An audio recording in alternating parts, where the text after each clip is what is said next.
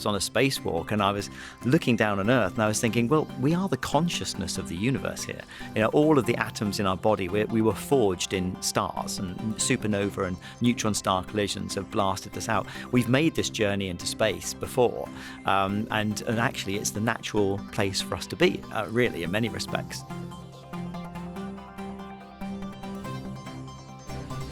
Hello and welcome to Ways to Change the World. I'm Krishnan Guru-Murthy, and this is the podcast in which we talk to extraordinary people about the big ideas in their lives and the events that have helped shape them. My guest this week is the British astronaut Tim Peake. He has been a test pilot. He was in the Army Air Corps where he flew helicopters, and now he is post-astronaut, sort of an ambassador for science and for space, and an author. And his latest book is Space, the Human Story. It is the story of the 628 people in human history who have left Earth. Tim, welcome. Thank you for coming. Oh, it's great to be talking to you. So why did you want to tell this story? I thought it was a good time to tell the story because we're on the cusp of a new era of space exploration. And 4 of my good friends are currently training in NASA and they're looking to fly on Artemis 2 next year, going back to the moon. They won't actually land on the surface. That will be Artemis 3 the year after. But this is really exciting. I was 8 years old when Gene Cernan last stepped off the surface of the moon in 1972. And so to go back there now, well, we've got a whole story in between. And I wanted to tell that story of where we are now looking forward, but how we've got here. And in all modesty, I'm sure it's difficult to talk about this, but I mean, are astronauts a special kind of superhuman? Well, that's, I think, where there's a bit of myth-busting going in there. We're ordinary people doing an extraordinary job. And yes, we've got a tough selection process to go through and tough medicals and tough training. But just like many jobs, when it's your passion, then, you know, you tend to be absolutely focused and good at that. And then there are just these remarkable moments. I mean, they're on the cover. There's Bruce McCandless floating above Earth in the blackness of space. And that level of remoteness and isolation, there are periods there where your focus, your concentration, you have to be on your A game.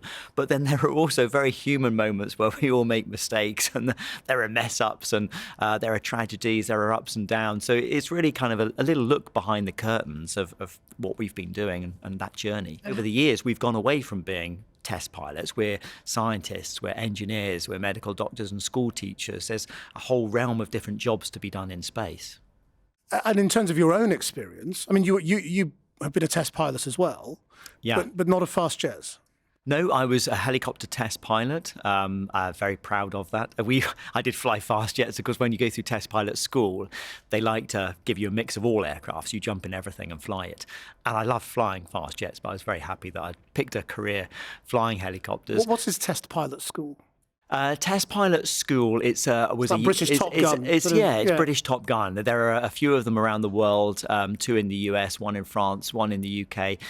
We basically have a year where you are basically doing a degree in risk management, partly in terms of learning everything about aircraft, the flight software that it uses, how they fly, the aerodynamics, and then actually going out and doing practical exercises, how you incrementally push an aircraft to its limits, how you test those boundaries and then report back on it. Why did you join the military in the first place? That's a good question. I think I'm not sure where the original influence came from because neither of my parents were military. Both of my grandfathers served in the war, but they weren't, they were conscripted in. They weren't military either. I joined the cadets at school at 13 as soon as I could. And there was just some sort of lure to that kind of military environment. I loved I loved the activities that we were doing, the outward bound, the adventure training, the weekends camping, and that really appealed to me. And so I think from those early days of school, that just made me want to go and have a career in the military too. And this mixture of loving army life but loving flying really meant it an easy decision. So when did you think, I'd like to fly? So 13, when I sat in the cockpit of a glider, that was when I thought, right, I've got to do something in aviation. If I pass the medicals, that's where I want to be. And I decided that if I couldn't be an Army Air Corps pilot, I would do a short service commission. I would enjoy the military experience, get as many qualifications as possible. But I didn't see myself as staying in the Army for a long period of time if I wasn't going to be a pilot. I was fortunate to pass the flight training. And so when did space come into the picture? For me, space came into the picture much, much later on. So I became an instructor, and I went off and I served 4 years with the US Army, the 1st Cavalry Division in Texas, flying the Apache helicopter. And that was before the UK had bought the Apache. And so I came back from that tour with lots of Apache experience. So I was straight into the UK Apache program. We were just buying the helicopter at that point. The first aircraft had arrived. So I went straight into test pilot school so that I could, having gone instructing on Apache, I could then go and do all the test flying. And really, as a test pilot, that's when we start working a bit more closely with the space industry. So becoming an astronaut wasn't even on my radar till I was about 33 years old. So when you say you start working closely with the space industry, what does that mean? Really, in terms of technology, aviation and space are fairly closely linked in terms of there's a lot of technology transfer that goes on from new technologies that are being tested in space, whether it's new metal alloys or software or communication techniques, these kind of things. You often find that filtering down into aviation or the other way around, perhaps. So we're working with the commercial companies like Boeing or Lockheed Martin, for example, Westlands Helicopters in the UK, companies that are also involved in space technologies. When you think about the people you've written about and yourself in those days, what binds you together then as astronauts? I think what binds us together is a passion about what we do, and that everybody's passionate about space, of course, but it's about having that common goal, about wanting to become astronauts, wanting to work in this international environment, the scientific research that we're doing, and paving the way, really, in terms of this new era of exploration. We knew that right back then that we were looking at going to the moon within the Oh, really? medium term. Even in your era? That was within imagination? Absolutely, yes, because we were already looking at what happens beyond the International Space Station. And during the Obama years, it was kind of asteroid redirect mission. That was the focus that the administration had given to NASA. But the Bush program before that was about constellation. They were built and flew an Ares 1 rocket, which was going to be the return to the moon. So even when I was recruited, we knew that we were going beyond low Earth orbit again. We were breaking out. We were going to do something big in exploration. When you were becoming an astronaut, though, were you thinking, how high-minded was it? Because you kind of imagine someone says you might have the opportunity to go to space. You just think, yes, I will do that. Never mind the science, never mind what we're really going for, well, never mind the long-term ambition.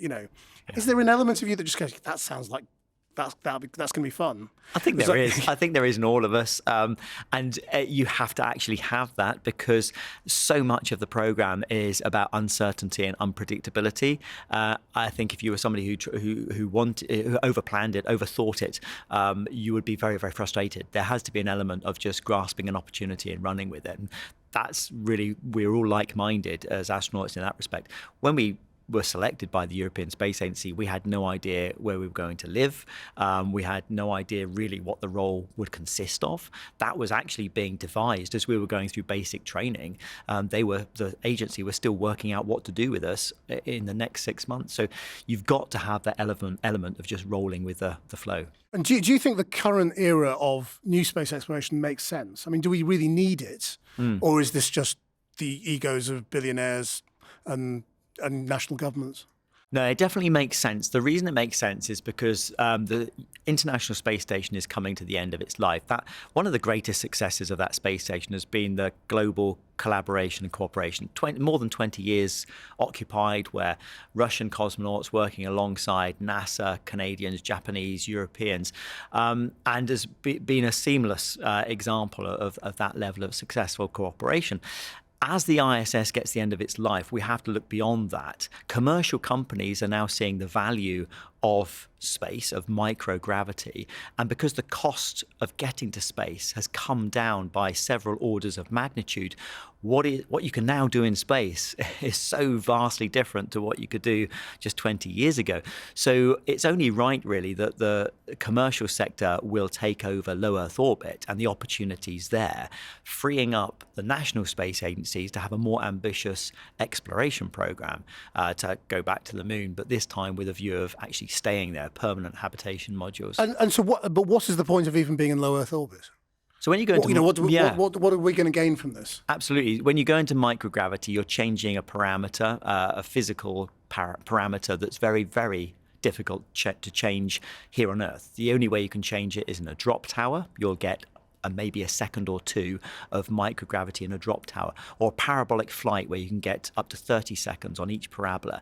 But 30 seconds isn't enough time to do meaningful research in microgravity. If you want to grow a 3D structure here on Earth, it's going to have to compete against gravity, and that means it's going to collapse on itself. A thin structure will collapse, or you get sedimentation. Whereas in space, you can grow a pure crystal with no risk of fracturing or sedimentation. And so things like protein crystals, specifically disease-causing protein crystals, will grow very purely. So motor neuron disease, Parkinson's, Huntington's disease. And the better the crystal, the more pure the crystal, then the more pure the drug can be that wraps around the crystal.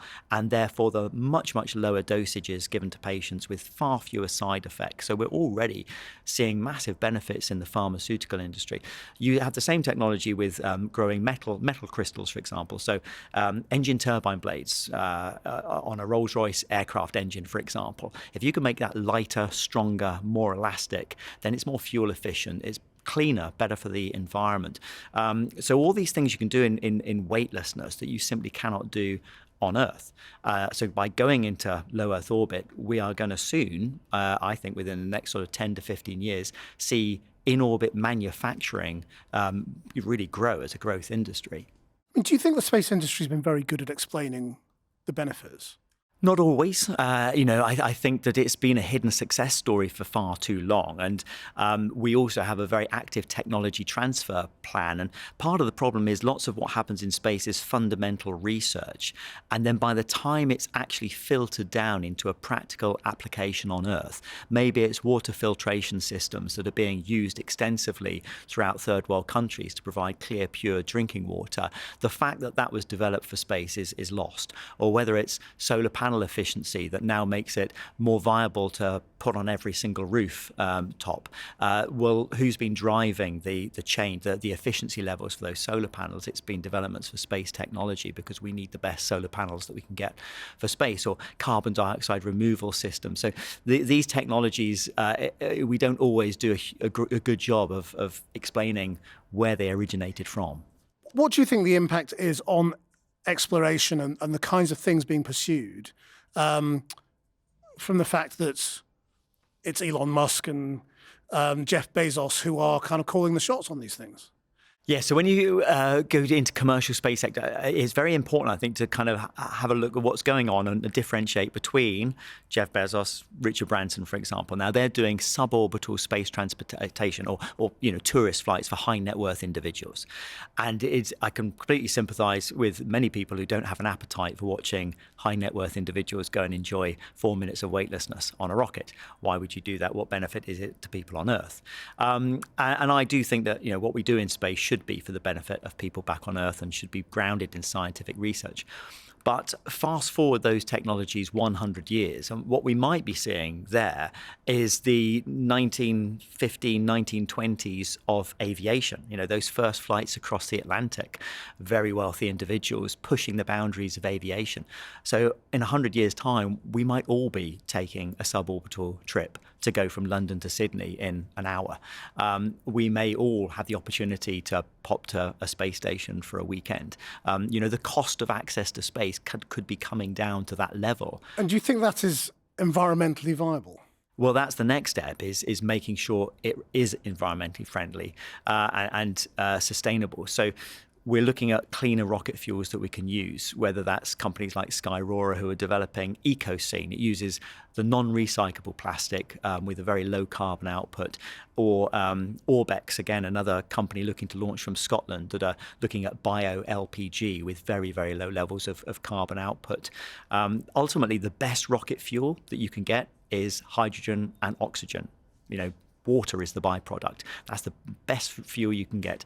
So it doesn't have to be a dirty business. And did your time on the space station change your view of climate change and the need to tackle it? It does, absolutely. You see direct impacts of smog and pollution over built-up cities and built-up areas, regions like the southern Himalayas, where the smog gets trapped and you just see a complete haze layer.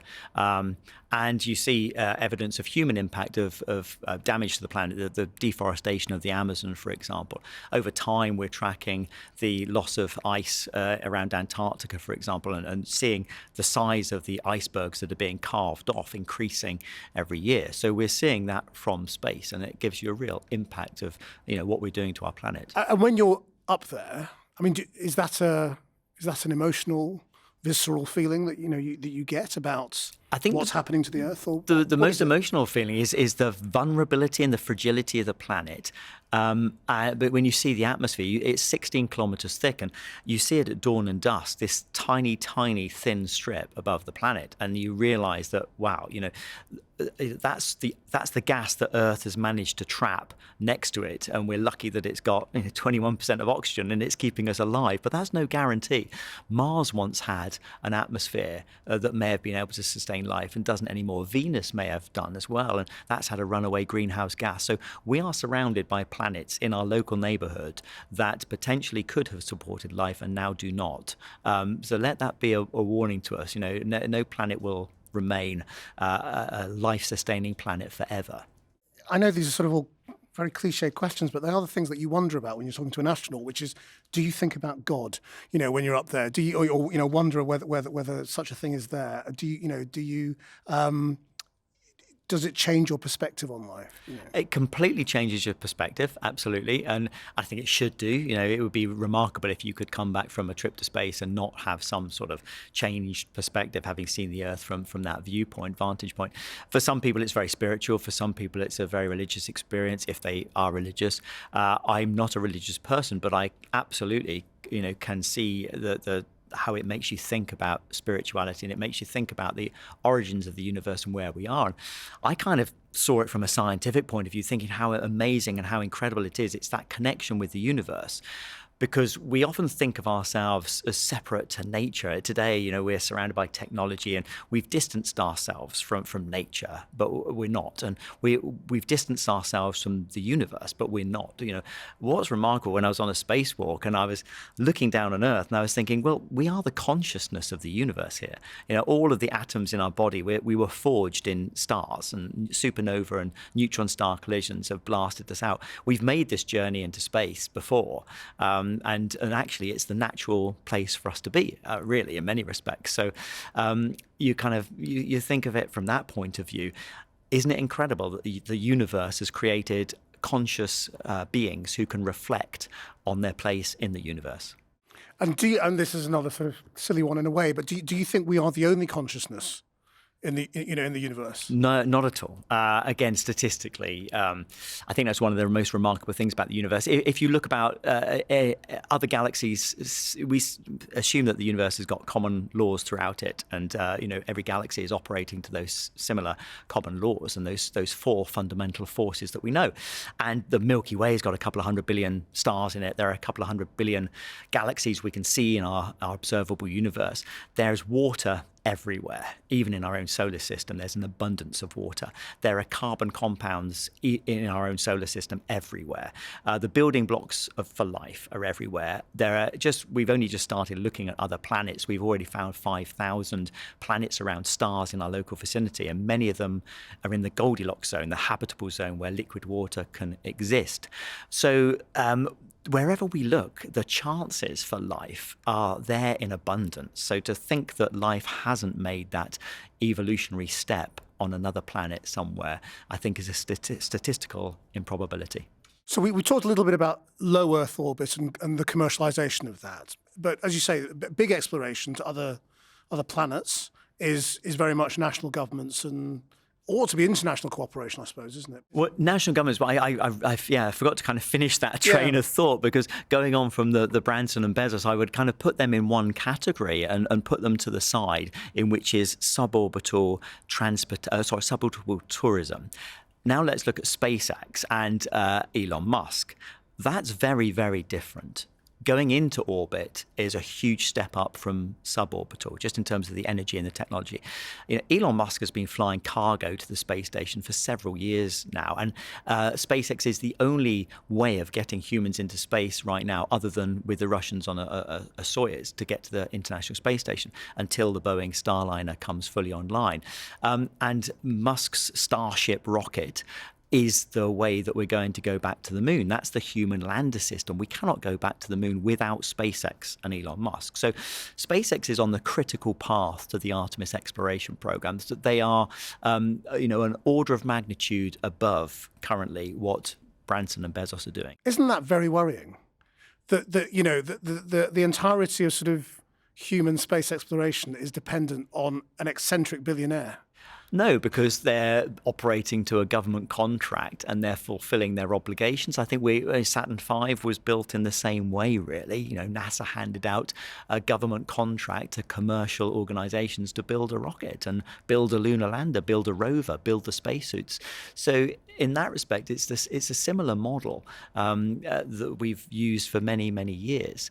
It's just that actually, rather than Elon Musk, rather than waiting for that contract to come in, he has set himself the ambition that he's going to do it anyway, whether he gets the contract or not. And then beyond that, where are the next boundaries? So the next boundaries really is once we've established a permanent space station in orbit around the moon that can facilitate the lunar base. We'll start sending astronauts to spend perhaps 6 months on the surface of the moon rather than 6 months on an international space station. It'll be a different environment because that's where we're doing research in 1/6 gravity, and we'll be learning about lunar environment and the potential of lunar resources to help us. But we'll still want microgravity research in low Earth orbit. So we'll have lots of different things going on. And then that's the next step to look forward to after that is really making that first human trip to Mars. But before we do that, I think we're going to establish ourselves firmly with a lunar outpost. And one of the questions you address, I saw in the book, is whether they need to be humans at all. In a world of robotics and artificial intelligence, why risk human lives? Yes, and robotics have paved the way for humans to follow for many years. They've tended to be cheaper missions. You can take more risks. No human life is involved. But on the flip side, what you get back is much less. You get much less scientific content than what a human could do in one day on Mars, for example. It would be 3-4 years worth of what our Mars rovers could currently do. Just explain why. In terms of our decision-making process, our cognitive ability, our ability to scan an environment, to identify geological interesting areas, to be able to maneuver over there, our dexterity to, dig down into the soil, handle a rock, look at it and discard it or think of it as interesting. You could do that. A geologist like Harrison Schmitt, who, was on the surface of the moon, could do that in a matter of minutes using their expertise and their knowledge and their experience. But we haven't got a rover yet onto Mars that can do that. We're currently drilling down and we're leaving samples until some future rover goes along to pick them up and maybe get that back home at some point. I don't know, in the 2030s we'll return a sample. Or by that time, we're probably going to have humans on the surface that can look at their own samples anyway. When you look at the gap in time between the Apollo missions and now starting again, the idea of going to the moon, is that wasted time, or did science need to sort of advance before it was worth going back?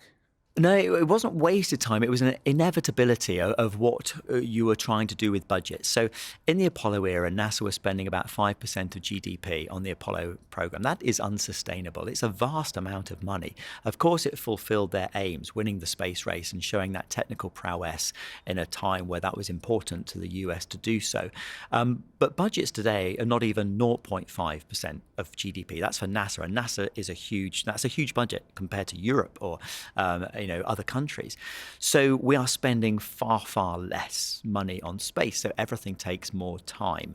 And you cannot sustain a lunar program spending that much money, one nation. And when the decision was made to build a space station in low Earth orbit and to get all that research and all that value out of it, you can't afford to keep the ISS running and have an exploration program on top of that. So it's only now that the space station's coming to its natural retirement that we can start saying, okay, well, let's not invest in another space station. We will use our money, national money, to go back to the moon with a view of staying there, and we'll allow commercial companies to build the next space station, and they can run it on a commercial basis and make a profit. And do you think we need a European Space Agency and a NASA, or should they just work together? No, I think we definitely need the different agencies serving, different political systems and different parties and different priorities. The European Space Agency has done some amazing things over the years. Their science program has been incredibly ambitious, landing on the surface of Titan, one of Saturn's moons, perhaps one of their greatest achievements. So it is interesting to be able to have different space agencies with different priorities and also, cooperating together and complementing each other's programs. So whilst NASA has been putting the bulk of the money into the human space, like with the International Space Station program, Europe is perhaps able to then go and help contribute in other areas with space science. Where do you think we sit now in terms of how space will be used for military and defence development? Are we on the verge, if we're on the verge of a new sort of space age and a new space race, are we also on the verge of new ways in which Star Wars become real?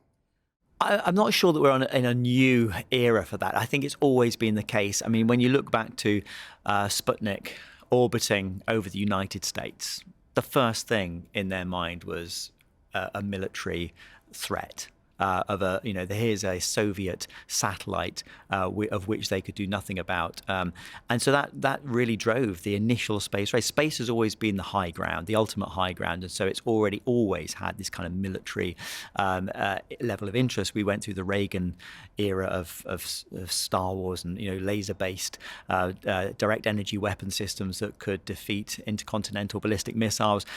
We see nations developing anti-satellite missiles that are launched from the soil and go and destroy satellites in orbit, which is horrendous because it just creates hundreds of thousands of fragments of space debris. We cannot afford to be doing that.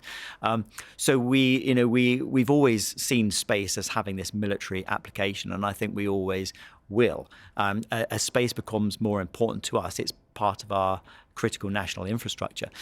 If we lost GPS, for example, it's estimated to cost us £1 billion per day just in the UK.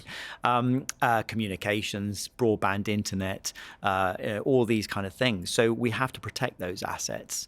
And as it's getting more congested, we have to protect them not just against direct threats, but against the indirect threat of debris and something catastrophic happening. Because presumably, the great fear is being plunged into another dark age of no internet connection, no GPS, as you say, no ability to control anything. It would be a huge backward step if we had some sort of calamity in space. That it's called the Kessler syndrome, this kind of cascading effect of one satellite smashing into another. The movie Gravity did a brilliant job of depicting what that might be like in the opening scenes, but it is a reality. Now, some orbits are low enough that debris would ultimately descend into Earth's atmosphere and burn up, but that's not what we should be relying on. And certainly as you go higher up, there are orbits which are completely outside of Earth's atmosphere. That debris is going to stay there for eternity until we clean it up.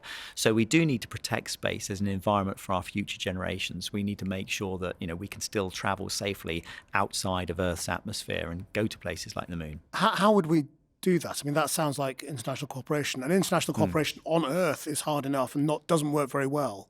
So trying to do it in space sounds even harder. Well, in many respects, government agencies are motivated to do that, and they are doing that. And we've got a lot of work going on right now. In fact, the UK is leading a lot of that debris cleanup. Some of the big satellites are much easier to go up and contemplate grappling, either harpooning or simply grappling and removing them from their orbits if they're old defunct satellites in geostationary orbits, for example. But other commercial companies are getting involved as well, and it's not necessarily an altruistic impact of what they're doing, but it's based on them wanting to use space. If commercial companies want to continue to use space, they need to make space a safe environment to do so. And as insurance premiums rocket, pardon the pun, by removing that risk, are you going to make those premiums cheaper? So if you're an internet provider and you want to launch 7,000 satellites into low Earth orbit, well, you can't afford for your constellation to be destroyed, your investment to be destroyed. So it's in the commercial company's interest to make sure that they are as clean as possible and they're not risking their own assets. Talk a little bit about how people have become astronauts, and we're in a new era. There's going to be loads of people who suddenly want to be astronauts again now, aren't there? How do you become an astronaut now? There are. I mean, when I applied, I was one of 8,500 people in 2008 who applied to the European Space Agency. Last year, we had 22,500 applicants for the new recruitment. And so that just shows you, that the appetite there is out there. And we're looking to have more selection processes in the next few years.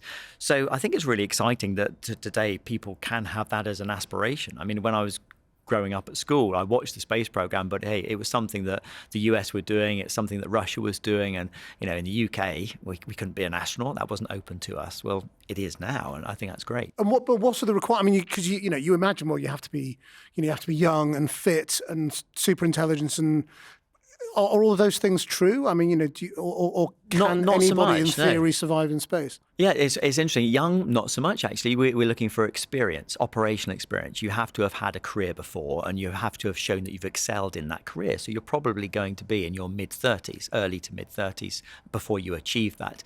Fit is good, it helps, but actually more than fitness, it's medical robustness. They want to see evidence that you're low risk. You're a low risk of having a medical problem in space. You don't need to be a super athlete. You need to be of average fitness for your age group and your gender type. And so when it comes to super intelligence, no, not at all. You need to have a mixture of academic skills, but more importantly, it's personality and character. It's soft skills. It's how do you cope under pressure? Can you work well in a team? Are you able to communicate when the going gets tough? These kind of skill sets are more important than any level of super intelligence. So you can't be moody or volatile. That doesn't help. No. So are all astronauts sort of super sort of zen and calm and there's genial kind of characters? Yeah, there's definitely an element of kind of calmness, and that's a good thing. You don't want to have somebody who's highly strung, who is not going to be able to cope when the pressure mounts. Definitely, there's one brilliant test we do during selection. It's like a traffic management problem, and you're working in a pair, and one of you has to manage the traffic through a city going east-west, and the other person has to manage the traffic going north-south. And you've got to communicate, and there's some rules are being fed to one person but not the other person, and it's like playing Tetris. The pressure and stress mounts. Some people come out of that, sweating and screaming and shouting, and it's almost comical to watch their reaction. They're probably not the ones who pass the selection test. The literal sort of step back down to earth that you've gone through, how difficult is that?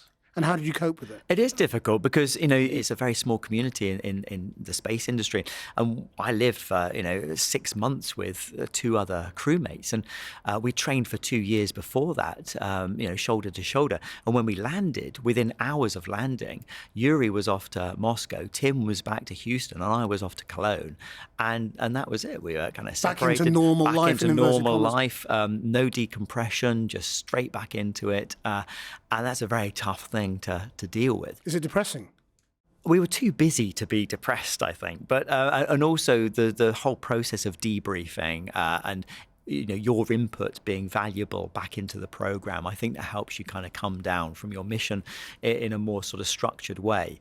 So that was helpful. But no, there was a period where you kind of have to refocus and slight melancholy because you've done this amazing thing, and who knows, I may never get to space again. I may never spacewalk again. But I'm somebody who I'm all right with that. I mean, I'd love to go again, and hopefully I'll get the chance. But we take these lessons through life, and we just move forward. Take that experience and embrace it for what it is. Live for the present, really. I usually end this podcast by asking people if you could change the world in any way, how would you change it? I think for you, we'll have to say, if you could change the universe, what would you do? How would I change it? I mean, it's got to be energy. I think we've come, we've shot ourselves in the foot with where we are today with climate change. We didn't need to be in this position. I do think we don't give ourselves enough credit. We are pretty good. We are intelligent, and when we work together, we can solve incredible challenges. We should have started working on clean limitless energy 50 years earlier than we did, but that doesn't mean that we can't catch up. Things like fusion, renewables, things like solar farms. It's going to be a mixture of all these things that is going to give us that clean limitless energy that we need, and that will be game changing to the way that we lead this life. So that's what I would change if I could change the world. It would be to rewind the clock and start earlier with these technologies. Tim Peake, thank you very much indeed. Thank you. Great talking to you.